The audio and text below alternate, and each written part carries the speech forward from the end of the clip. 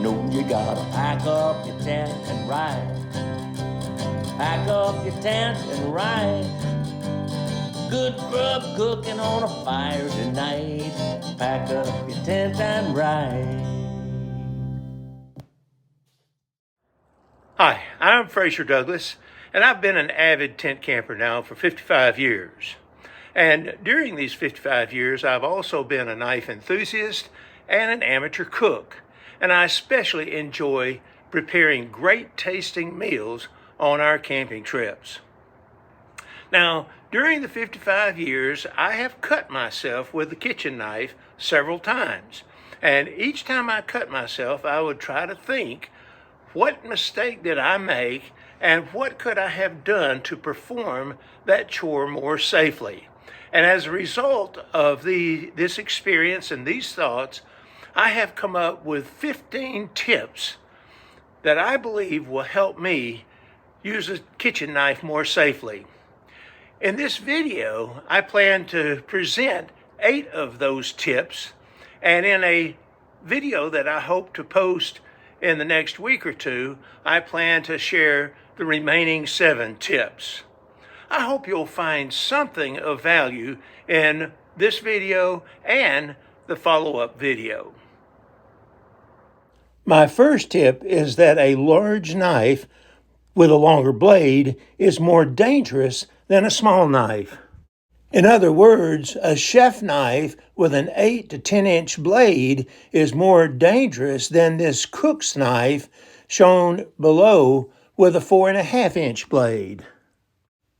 The reason the chef knife is more dangerous is because there is a longer distance from the handle where you hold the knife and the tip where the blade is the thinnest and best suited for slicing foods. Chef knife enthusiasts recognize this danger and have suggested several techniques to reduce it, such as the pinch grip and the rock chop, but I never found these techniques to offer much better control. And so my tip is to select a knife that is large enough to perform most food prep chores, but is small enough to easily control. In particular, I believe that a knife with a 4.5 to 5 inch blade is large enough to perform any chore that a chef knife can perform, but is much easier to control.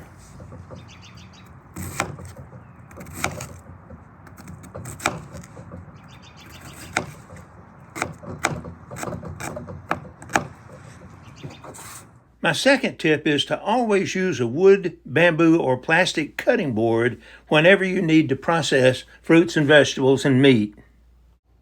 The cutting board provides a solid surface for safe slicing and chopping foods, and the bamboo, wood, or plastic surface helps to keep your edge sharp longer. You definitely don't want to use your thumb as a back surface for chopping fruits and vegetables. That would be a recipe for disaster. Many cooks suggest that you put a wet dish rag under your chopping board so that it will not slip on your counter surface. My third tip is to work slow and avoid multitasking. You really don't have to chop vegetables like a machine gun when you're only cooking for a family of 4 to 8 people. When you must attend to another task, such as stirring food in a pot on the stove, place your knife horizontally on the back side of the clean countertop, blade edge facing away from your body. My fourth tip is when cutting relatively large and hard rounded food such as cabbage, onions, potatoes, turnips, and so forth, cut a flat surface first and then place the food on the flat surface for further cutting. For example, here are my first few steps for chopping a cabbage.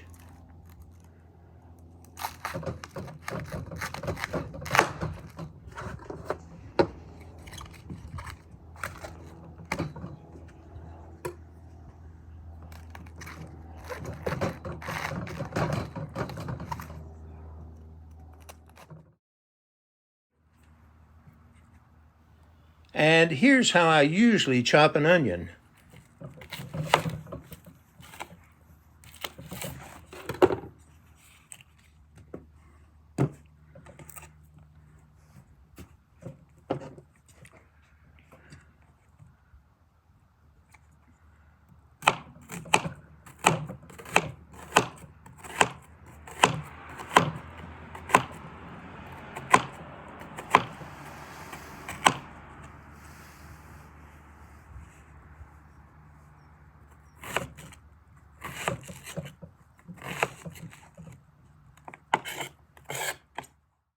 My fifth tip is when holding food to cut, curl your fingertips under your hand.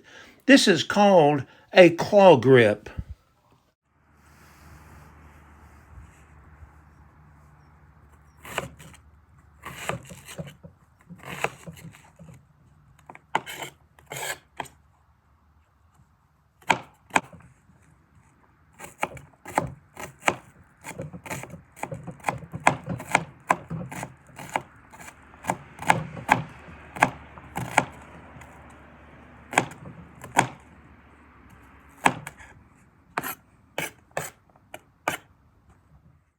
My sixth tip is when you want to slice a food, start with the blade tip and then slowly push the knife belly forward and downward. For example, here's how I slice carrots.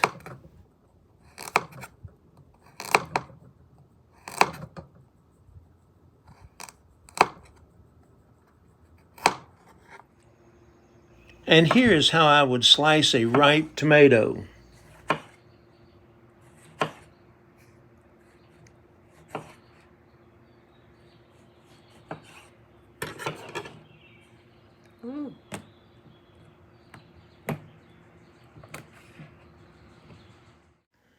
My seventh tip is to chop and mince foods with the heel of your knife. Hold the handle with one hand and place the fingers of your other hand on top of the spine. For example, here I am chopping onions into small pieces.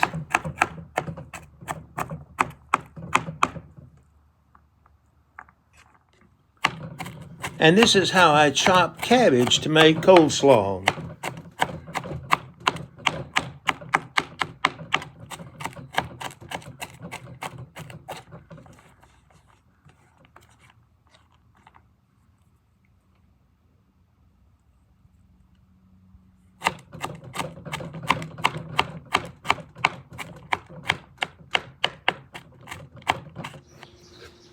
And here I'm mincing garlic.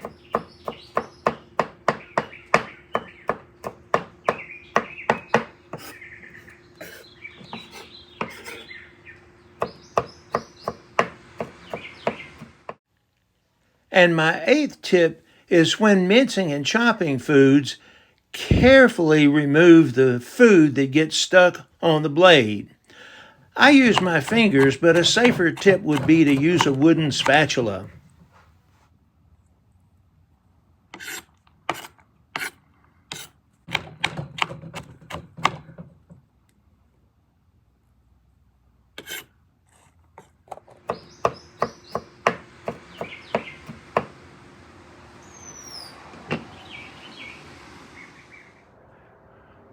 Well, this concludes my first 8 tips that I was going to cover in this video.